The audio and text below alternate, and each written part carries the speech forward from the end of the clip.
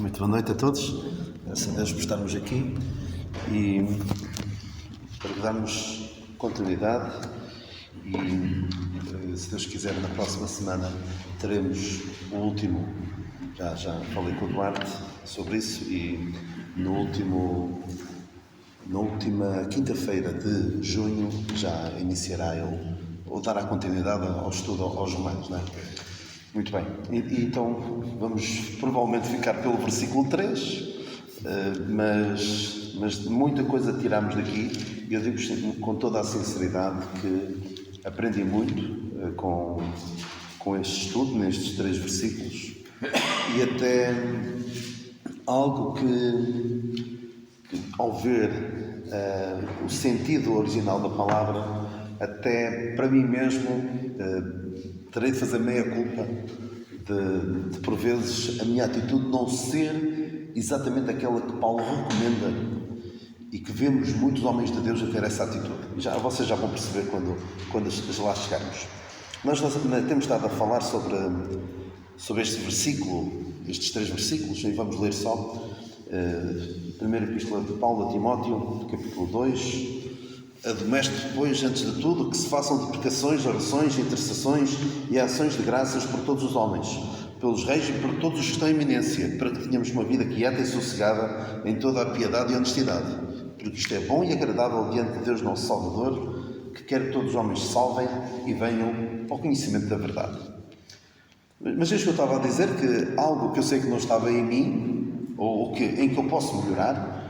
Mas é bom quando a palavra de Deus faz isto connosco, não é? Mal é quando alguém ouve a palavra de Deus, ouve, aquilo não aquece nem arrefece, entra por um ouvido e sai pelo outro. Isso é terrível.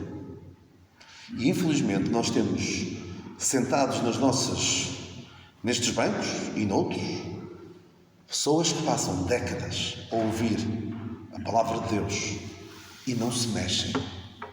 Ou para salvação, muitos deles, que passam uma vida inteira a ouvir a exposição do Evangelho, a pregação da palavra de Deus, e não tomam uma decisão por Cristo, e pessoas que ouvem, e a palavra de Deus já não faz efeito nelas. Ou porque é para o outro, ou porque eu sou assim, eu nasci assim, eu sempre serei assim, não é? São os crentes Gabriela, não é? Os mais velhos perceberão, aqueles que nasceram assim, olha, eu sou assim, e o Senhor não faz nada na vida deles. É terrível, não é? E nós devemos estudar a palavra de Deus para ver, olha, eu já tinha lido esta passagem várias vezes e não me tinha percebido aqui de um pormenor bastante interessante. Então, nós temos estado a falar desta expressão de orar pelas autoridades, para que tenhamos uma vida quieta e sossegada em toda a piedade e honestidade. Na semana passada falámos sobre a importância de nós, enquanto crentes, não termos a nossa postura como agitadores, como pessoas que vão ao conflito.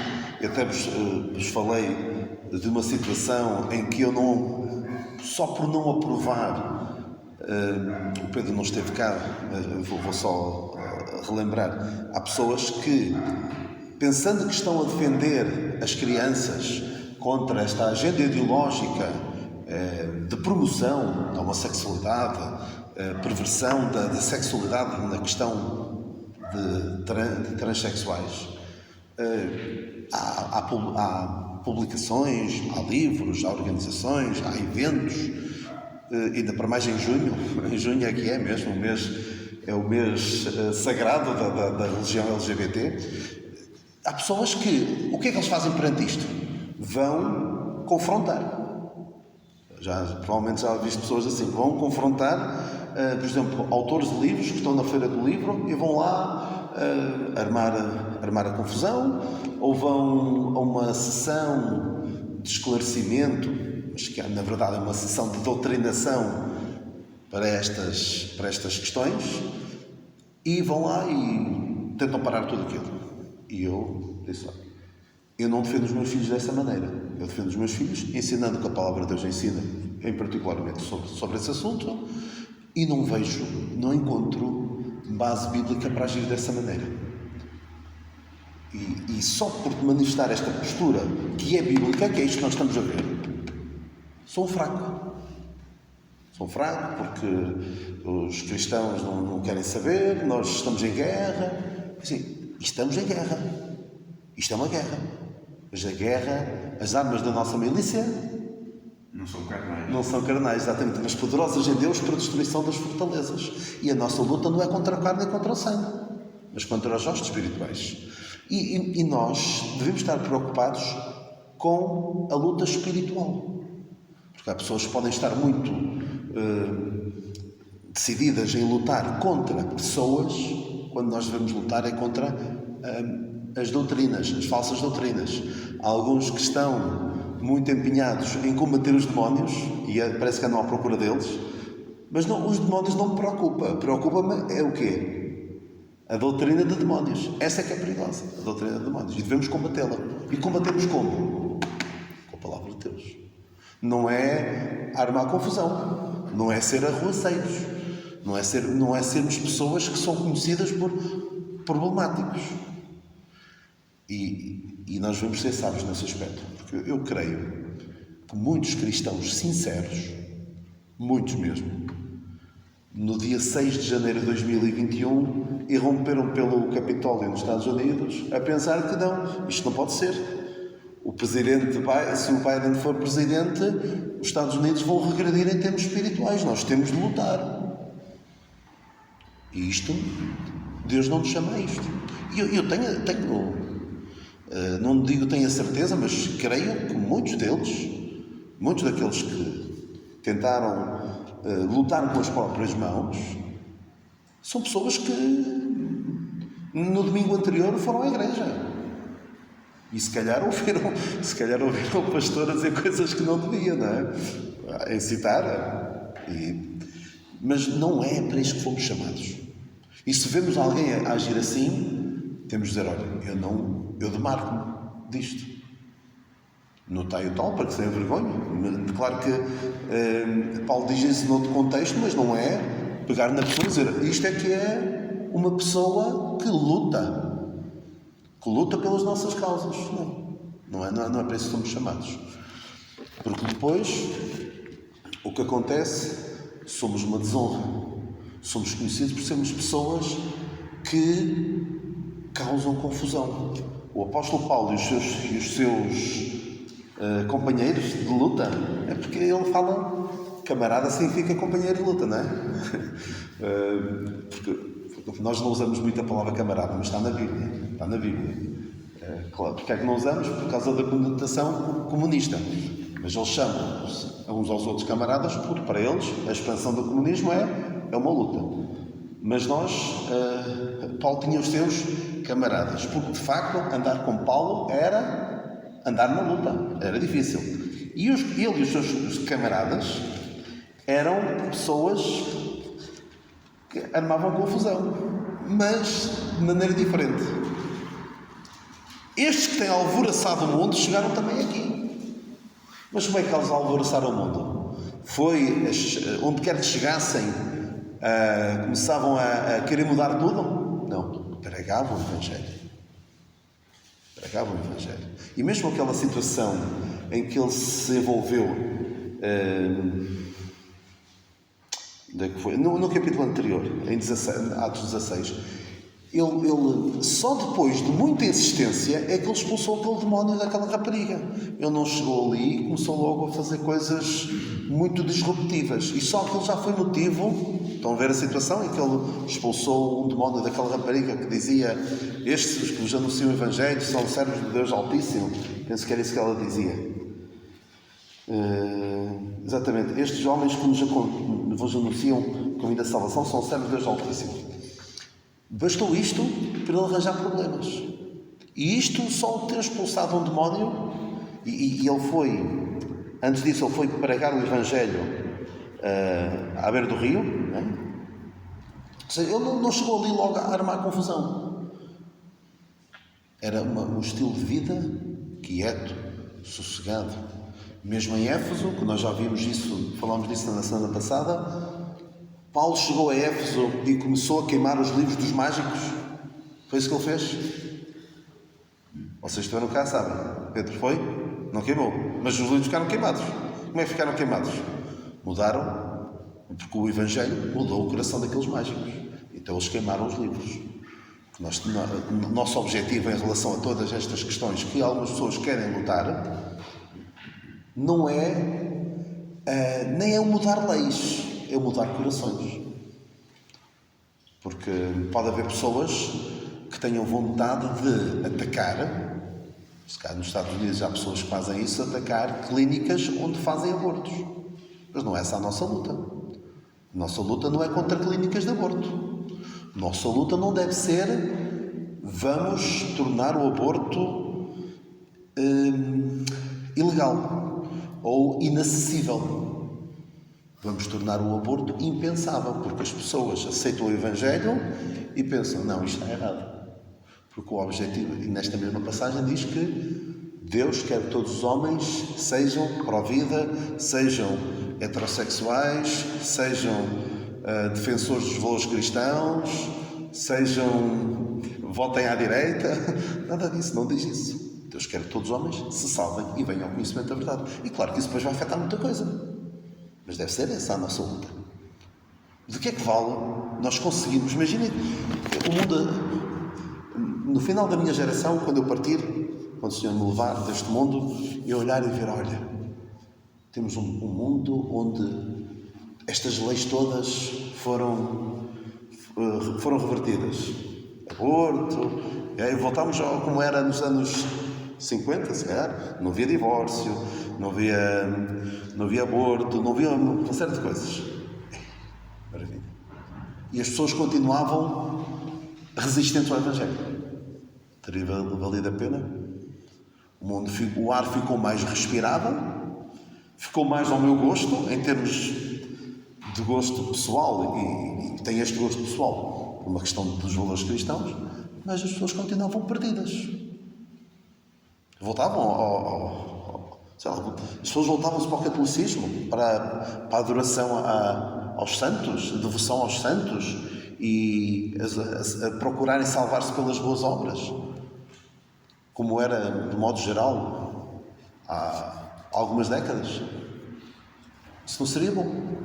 O objetivo de Deus é, de facto, este. Então, nós devemos ter, vamos falar um pouco sobre estas expressões, uma vida quieta e sossegada, não é? Deve ser esse o nosso objetivo e, como já disse, devemos votar também nesse sentido. E é curioso que Paulo não aconselha os crentes da altura a votar. Não é? Não havia eleições na altura. Não havia. Havia eleições para elegerem anciãos, havia. Mas há até alguns crentes que dizem, não, a democracia, isso é pagão, não, votar, nada, nem pensar. É o sistema, mas é o sistema em que nós estamos. E nós devemos exercer a nossa cidadania celestial neste mundo em que estamos. Como eu vos falei na semana passada, o que é que o Senhor disse, o que é que Jeremias disse àquele povo que estava exilado? Construir casas, plantar, e vocês vão ficar aqui alguns anos. Portanto, habituem-se, não pensem, olha, nós vamos voltar. Não. Vocês vão voltar. Talvez não vocês, mas os vossos filhos. Mas enquanto cá estiverem, têm de exercer a vossa cidadania. Portanto, nós devemos votar. Na altura, eles não podiam votar. Então, o que é que Paulo lhes disse para fazerem? Era fazer o que podiam. O que é que eles podiam fazer? Não podiam votar. Podiam fazer o quê? Orar. Podiam orar pelas autoridades. Não é? E nós, qual é a nossa vontade se nós vemos que as nossas autoridades aprovam leis que vão contra o que a palavra de Deus diz? O que é que a Bíblia diz que devemos fazer? É armar confusão? Manifestações? Disrupções? Ou seja, levantamentos populares? Não. Continua a ser a velha solução. Orar pelas nossas autoridades. Se calhar o que falta não é ações de rua. Não é isso que está em falta para mudar as coisas. É, sim, orar pelas nossas autoridades. É sempre. E quanto mais nós formos à Palavra de Deus, ver o que a Palavra de Deus diz sobre os assuntos, às vezes ficamos surpreendidos. Olha o que é que a Bíblia diz. Olha, a Bíblia diz isto. E eu pensava que o que estava correto era fazer outra coisa. Um bocado como Saúl. Saúl, e isto é importante notarem isto. Saúl estava àquela altura que Samuel disse para ele esperar, por ele para oferecer sacrifícios. E ele viu a coisa a começar a ficar apertada. Porquê? Porque ia haver uma guerra entre Israel e os filisteus. E os filisteus estavam a começar já a tomar posições, pareciam que estavam a preparar-se mesmo para a guerra. E o Saúl estava ali. Então o Samuel não aparece, tem de fazer alguma coisa. Então o que é que ele faz? Oferece sacrifícios antes de ir para a guerra, porque ele queria pedir a bênção de Deus. Era o correto? Não, não era. Mas naquele momento, em vez de esperar e fazer o que Deus lhe tinha dito, ele disse, não, eu tenho de fazer alguma coisa. E fez alguma coisa, e foi asneiro. Foi o primeiro passo para a sua queda, que depois teve outro, e o Senhor tirou-lhe o reino.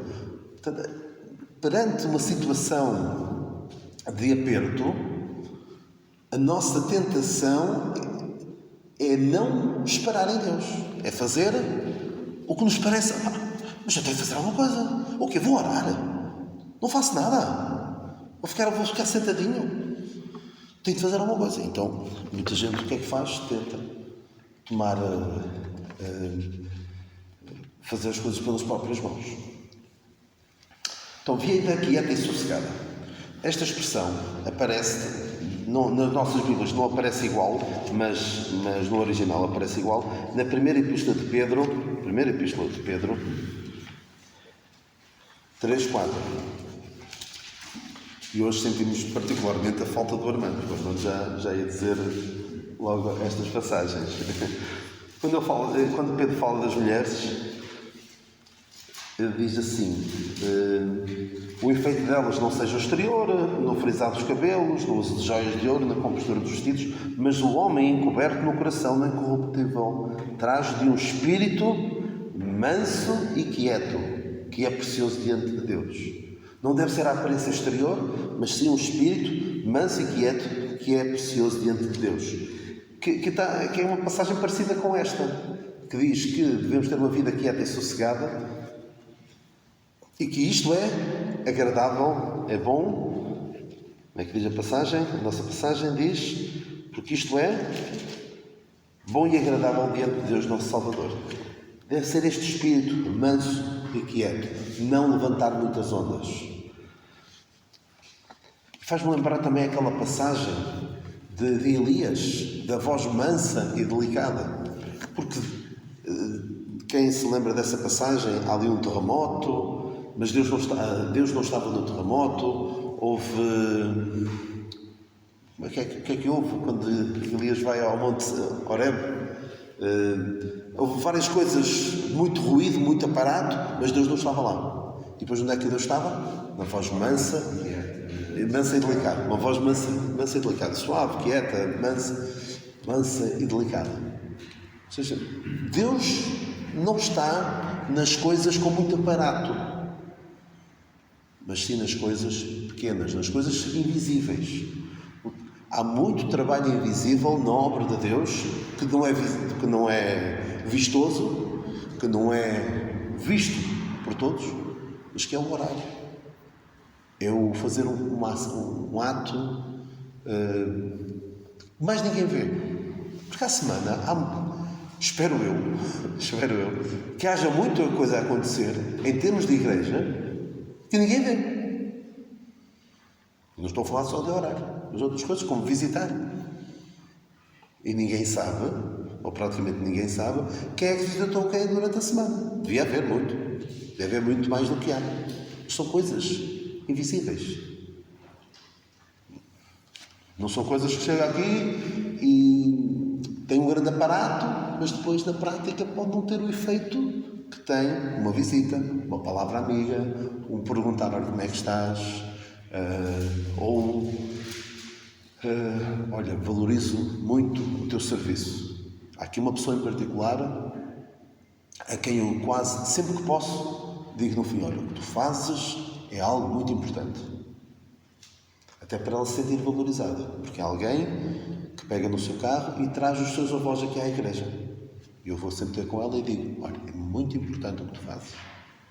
Para as pessoas sentirem que... Eu agora estou aqui a dizer, em vez de estar a manter isso em segredo, mas estou a dar um exemplo, como isto pode fazer a diferença nas pessoas para perceberem que é importante, de facto.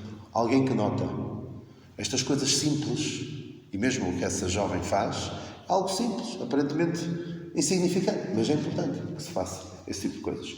E não tanto vir aqui à frente e dar uma mensagem que as pessoas ouvem e dizer, falou muito bem, ou cantar, ou tocar, ou fazer outra coisa qualquer mais visível. Muitas vezes as coisas aparentemente insignificantes são muito, muito importantes.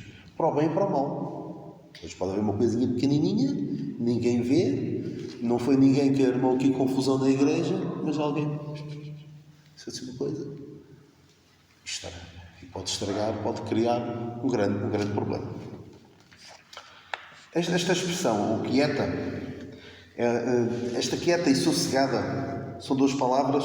Uma delas, pelo que apurei, esta palavra quieta é uma quietude que resulta de não estarmos perturbados com o exterior, com o que se passa lá fora. Uma quietude em que eu me abstraio e não me envolvo com os problemas à minha volta. Consigo estar em paz. Um pouco como naquela expressão daquele canto do escritor do Tenho Paz, em que ele diz, porque eu sei que no meio das perturbações sempre em paz posso estar. E este homem penso que este homem que tinha acabado de perder, escreveu este cântico, dias ou depois de ter perdido a sua família toda, ou quase toda, num naufrágio. Portanto, conseguimos ter esta quietude. Não estamos preocupados com as confusões lá fora. Aquelas pessoas que eu vos falei, os tais disruptores, as pessoas, os ativistas, os extremistas que vão fazer essa confusão toda, supostamente para defender uma causa, essas pessoas não têm esta quietude. E o sossegada é uma tranquilidade que vem de dentro. No fundo, o que se espera de nós nesta expressão quieta e sossegada é uma tranquilidade que vem de dentro, e Deus pretende que nós sejamos pessoas moderadas, discretas, contidas, que não levantam muitas ondas, que se abstêm de ações precipitadas e imprudentes. Alguém que não se mete em confusões ou agitações políticas. Depois pode arranjar problemas. Acho que não vos disse na altura, mas à conta de uma dessas ações de intervenções, essa pessoa foi constituída arguida. As outras pessoas apresentaram queixa e que lindo testemunho, não é? Essa pessoa não é católica e eu disse-vos na altura e não completei que aqui mesmo a escatologia é importante para nós percebermos qual deve ser a nossa ação. A escatologia é o que vai acontecer no final dos tempos. O que é que nós acreditamos que vai acontecer? O nosso fim aqui neste mundo, a Igreja, não estou a dizer o nosso individual. Qual é o fim da Igreja? Qual é o fim da Igreja? O arrebatamento. A nossa esperança é o arrebatamento. Qual é a esperança de alguns, mesmo evangélicos e dos católicos? É o reino. O reino vem. Nós temos de ganhar isto para Deus. Portanto, eles acabam por ser mais interventivos, porque pensam que o conquistar algo para Deus depende daquilo que eles vão fazer. E veem a nossa postura como uma postura derrotista, de derrotados. olha, vocês vão ser daqui, desculpem a expressão, com o rabo entre as pernas. Não é? Mas, no fundo, Deus vai tirar-nos daqui porque nós não falhamos. E eu já vi pessoas que se dizem crentes, só que têm uma visão do final dos tempos diferente da nossa e que acham que isso é uma visão de uma igreja que falhou. E claro que levam-os a agir de uma maneira mais musculada, mais interventiva do que nós. Também não estou aqui a fazer a apologia de, ora, deixa andar, deixar arder, que o meu pai é bombeiro, não é? Não vou fazer nada, olha, isto não é nada comigo. Não. Devemos dar a nossa opinião, devemos, quando vamos votar de acordo com as nossas convicções, mas não termos a esperança, a expectativa de que nós vamos mudar isto. Muitos ficaram todos contentes. Isto agora vai começar a virar.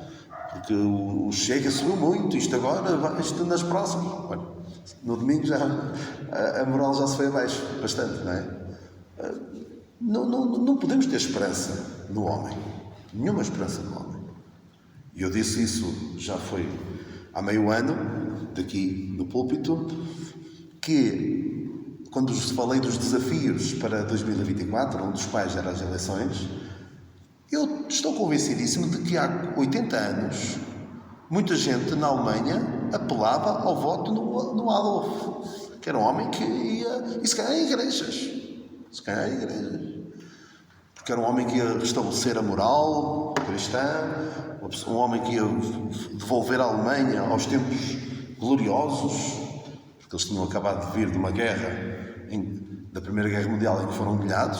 Isto vai voltar, a Alemanha vai voltar, isto é um sentimento nacionalista, um sentimento mais de moral, uma moral cristã. As pessoas foram atrás daquilo e deu no que deu. Portanto, não podemos ter esperança no homem. Mas em quem é que podemos ter esperança? É que nunca falha. É na palavra de Deus. Ter esperança no Senhor. Diz. Diz.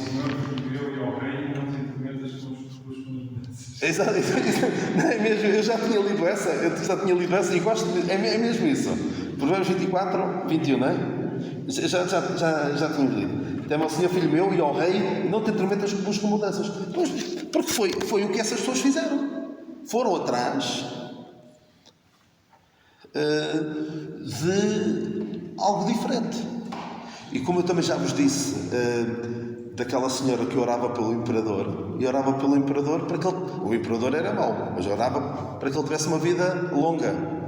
Porquê? Porque vinha sempre um pior quando mudava.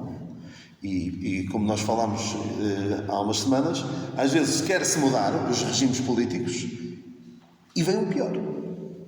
Antes ter um ditador que a gente conhece do que uma anarquia que a gente desconhece. E falámos do Iraque, da Norte de África e outras regiões assim que ficaram completamente desreguladas, completamente incontroláveis. E ele continua aqui em toda a piedade e honestidade. Piedade é viver de uma forma santa, agradável a Deus.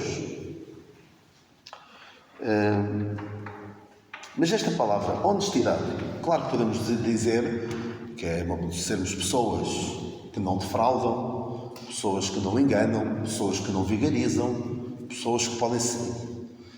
Que eu gosto também bastante dessa expressão, que mesmo quando se comprometem, há muitas pessoas que não fazem isso, comprometem-se, mas depois surge uma situação em que aquilo com o qual eles se comprometeram faz-los ficar a perder. Então, isto, se eu mantiver a minha palavra, fica a perder. E há muito quem faça isso. Há muito quem não cumpra a sua palavra quando sai, quando percebe que aquilo com o qual se comprometeu não lhe dá jeito. Não é? Como? Sim. Sim.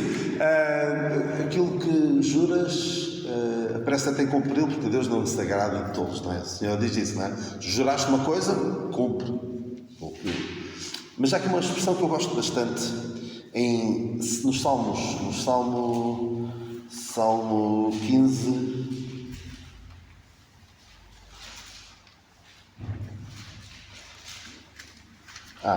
Eu só vou ler. Senhor, que habitará no teu tabernáculo, quem morará no santo monte. Depois falo aqui várias características de uma pessoa íntegra.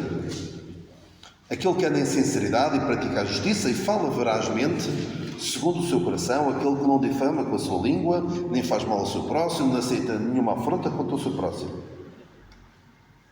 Aquele a cujos olhos o réprobo, ou seja, aquele que faz o mal, é desprezado, mas honra os que temem ao Senhor. E agora é importante isto: aquele que, mesmo que jure com dano seu, não muda.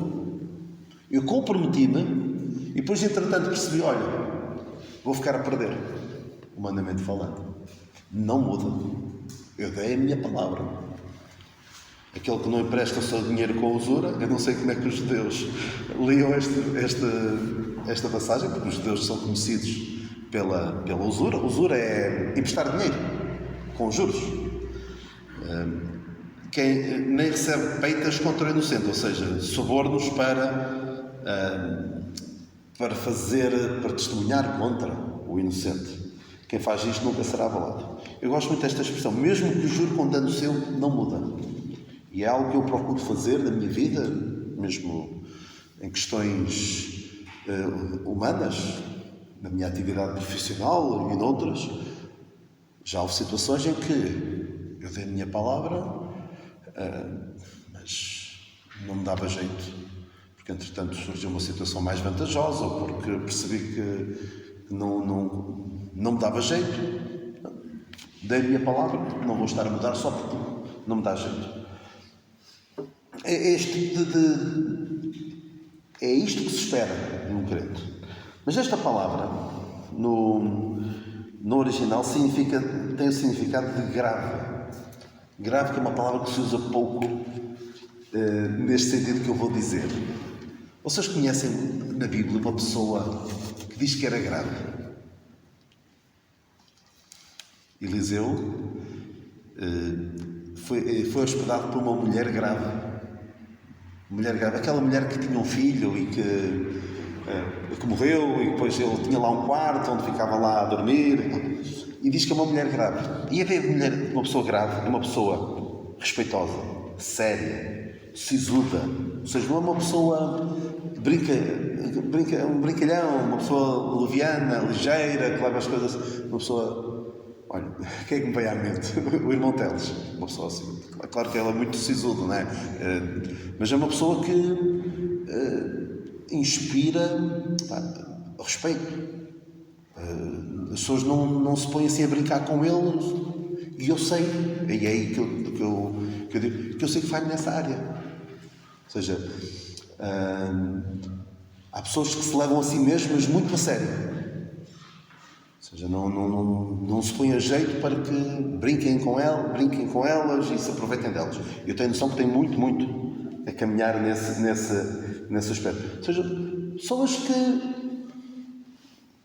ele, para estar a falar daquela maneira, ele não está a brincar, está a falar a sério. Eu sei que o contexto não é exatamente este, mas eu posso imaginar o Ló, quando diz aos seus erros: olha, isto vai ser destruído. O que é que lemos na altura?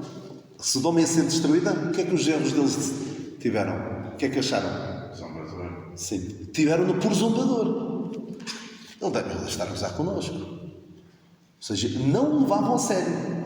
E isto é terrível. Eu estive a ouvir a mensagem do Peter Cerqueira aos pais, e recomendo, vocês ouviram tudo, vocês três estiveram lá e ouviram, e gostei particularmente que ele falou, também tocou neste assunto dos filhos olharam para os pais como alguém que é para ser levado a sério, e é algo que é importante.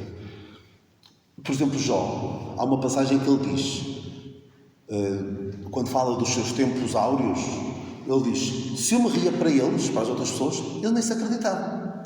Ou seja, Jó era uma pessoa que tinha uma postura tal que, se o apanhavam a rir, Não é que ele fosse uma pessoa carrancuda e mal disposta, também não estou a ser apologista disso, não é? Uma pessoa que, onde quer que esteja, as pessoas até parece que murcha a alegria toda. Também não vamos entrar por aí, não é? Mas as pessoas olhavam para ele, nem queriam, nem se acreditavam, porque ele era de facto uma pessoa séria.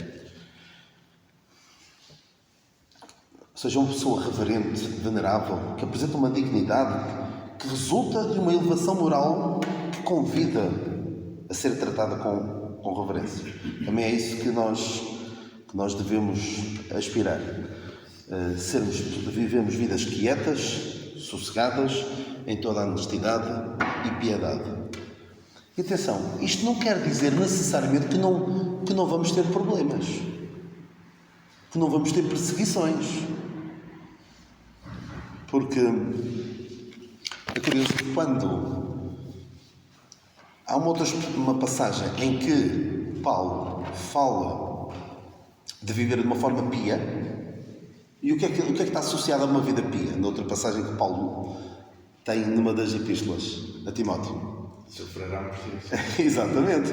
Todos aqueles que quiserem piamente viver em Cristo Jesus padecerão perseguições. Ou seja, isto não quer dizer que não vamos ter dificuldades. Podemos ter. Podemos passar maus bocados em termos físicos, em termos materiais, em termos humanos. Agora, que consigamos ter tudo isto. Porque no tempo de Paulo, muitas das pessoas que conviveram com ele, alguns que terão lido esta epístola, porque esta epístola foi escrita a Timóteo, mas outros terão lido, e ele terá passado esta mensagem a outros, certeza, porque Paulo diz: aquilo que me ouviste, confio a homens idóneos que sejam capazes de ensinar outros. Ou seja, isto passou. E muitas dessas pessoas morreram na perseguição. Foram tirados às feras. Portanto, não vamos pensar que vamos orar e o que nós esperamos é uma vida sem problemas. Não, podemos ter certos problemas. Podemos ter perseguições. Mas se as tivermos, que consigamos ter esta postura. E porquê ter esta postura? Porque isto é bom e agradável. Deus agrada-se disto. Deus não se agrada destes agitadores. O mundo agrada-se. Algumas pessoas, algumas fações de conservadores acham muito bem. Ainda hoje, estes anos todos depois, ainda há pessoas que acham muito bem porque é que eles fizeram lá entrar no Capitólio e tentar fazer alguma coisa. Tinham de fazer alguma coisa. O Saul, o que é que diz? Violentei-me, não foi? Ou seja, eu não consegui esperar, não consegui ter uma vida quieta e sossegada em toda a piedade e honestidade, tinha de fazer alguma coisa. Não podia deixar o mal vencer. Não posso deixar o mal vencer. Não é? Mas o que é que diz a Bíblia sobre isso?